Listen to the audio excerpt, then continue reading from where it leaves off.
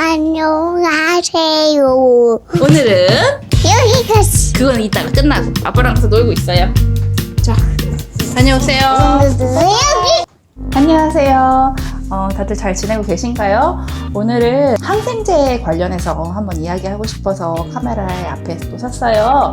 요즘 코로나도 그렇고 항생제 내성이라는 말이 굉장히 많고 병원에 가서 병이 호전되지 않아서 안 좋은 소식을 듣게 되는 경우도 있다고 들었어요. 그리고 환자 중에 굉장히 많은 퍼센테이지가 항생제 내성으로 약이 듣지 않아서 사망하는 경우가 많다고 들었습니다. 우리가 왜 이렇게 항생제 내성이 생기게 됐을까요? 우리가 너무 항생제를 오남용해서 너무 병원에서 처방을 많이 해줘서 라고 생각하시는 분들도 계시겠지만 우리가 직접 약을 먹지 않아도 항생제는 우리 몸 안에 계속 들어오게 되어 있어요. 왜냐? 육식을 하기 때문이에요. 우리가 알고 있는 고기, 동물성 음식에는 굉장히 많은 항생제가 들어가 있습니다. 우리가 마트에서 먹는 고기들은 공장식 축산을 하는 경우가 대부분이잖아요. 공장식 축산은 이윤을 내야 되는 것이 목적이기 때문에 아이들이 아프면 안 돼요. 그래서 엄청난 항생제 투여를 합니다. 세계에서 만들어지는 항생제의 70% 정도가 가축에게 투여가 된다고 합니다. 그래서 우리가 병원에 가서 항생제를 처방받고 먹지 않아도 식탁에서 먹는 음식으로 인해서 우리는 항생제를 투여받고 있는 거나 마찬가지죠. 엄청난 양인 거예요. 사실은 소는 초식동물이에요. 풀을 먹고 살잖아요. 풀을 먹고 살아야 하지만 공장식 축산에서는 그렇게 할 수 없잖아요. 왜냐면 풀만 먹어서는 아이들이 그렇게 비대하게 자라지 못하거든요. 그러니까 싼 값에 효율적으로 가축들이 빨리빨리 크기 위한 유전자 변형, 소의 콩이라든지 GMO 옥수수라든지 사료를 먹여서 크게 만드는 거예요. 몸을 빨리빨리 단기간에. 그러니 아이들이 아프죠. 아프니까 어떻게 해야 될까요? 항생제 투여를 합니다. 아파서 투여를 하는 게 아니라 그냥 기본이에요. 일단 투여해놓고 시작하는 거예요. 왜냐? 아플 거니까 아는 거죠. 그 축산업 관계자들은 이 애들이 정상적인 삶을 살 수 없을 거라는 걸 알기 때문에 미리 항생제 투여를 해서 죽는 것을 방지하는 거예요. 그렇게 아이들의 살점이 마트로 가면 우리가 이제 소비를 해서 먹게 되는 거잖아요. 그 항생제 약물은 우리 몸 안에 고스란히 남아 있습니다. 항생제로 치료할 수 있는 굉장히 많은 질병들 중 항생제 그 약이 듣지 않아서 사망하는 경우가 많습니다. 육식도 굉장히 큰 이유 중에 하나죠. 그렇게 항생제가 많이 들어있는 식품이라고 할 수는 없죠. 절대 건강하지 않아요. 아무리 organic farm, 뭐 free range, it's just a marketing for people. 그냥 우리 마음이 편하자고 이렇게 사면 좀 동물 복지 계란?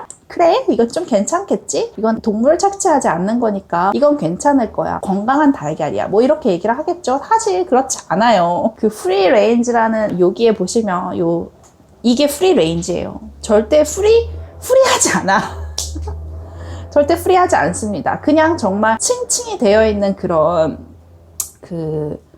양계장 같은, 우리가 알고 있는 흔한 양계장 같은 구조가 아니다 뿐이지 똑같은 감옥입니다. 똑같은 철창이고 절대 건강할 리가 없어요. 그렇습니다. 우리가 치즈를 하나씩 줄 때마다, 우리가 요거트를 하나씩 줄 때마다 명심하셔야 돼요. 하나는 그 안에는 아이들은 항생제를 먹고 있다는 거. 우리 아이들 난 항생제 처방 받는 거 싫어서 그렇게 하지 않아요 라고 하지만 우리가 생각하지도 못했던 음식에서 아이들은 항생제를 계속 먹고 있다는 거. 아이의 기침이 끊이지 않고 가래 기침이 끊이지 않고 콧물이 끊이지 않는 이유 중에 하나는 그 아이가 꼭 아파서라기보다는 몸 안에 있는 독성들이에요. 사실은 뮤커스 같은 것들, 특히나 유제품은 굉장히 많이 유발하는 식품 중에 하나니까 지난주에도 얘기했지만 스테이크 고기 한 점, 동물 살점 하나를 안 먹는 것보다는 유제품을 끊는 것이 가장 중요합니다. 아이들에게 굉장히 큰 도움을 줄 수 있을 거라 생각해요. 저는 태어날 때부터는 비건이 아니었으니까 저도 아주 어렸을 때부터 건선이라는 피부질환을 가지고 있었어요. 자가면역 질환 중에 하나인데 비건이 되고 나서 굉장히 많이 고쳐진 하지만 너무나 다행히도 저희 딸과 아들은 태어나서 황달도 없었고 아토피 질환이라든지 그런 것들은 없었어요. 너무나 감사하게도 유제품을 먹이지 않는 것, 그것도 굉장히 큰 작용을 하지 않나 싶어요. 우리 집에는 가래 기침이 끊이지 않아요. 계속 장기침이 나오고 콧물, 이렇게 심하진 감기는 아니지만 달고 살아요. 왜 그럴까 한번 생각해 볼 수 있는 시간이 있었으면 좋겠어요.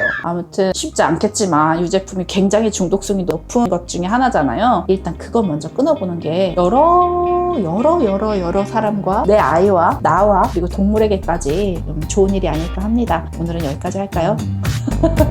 그리고 저는 이제 아무래도 아이를 키우고 있다 보니 아이가 이앓이를 한다든지 열이 난다든지 그러면 사실 겁이 나게 돼 있어요. 아니면 열이 나고 그러면 엄마들은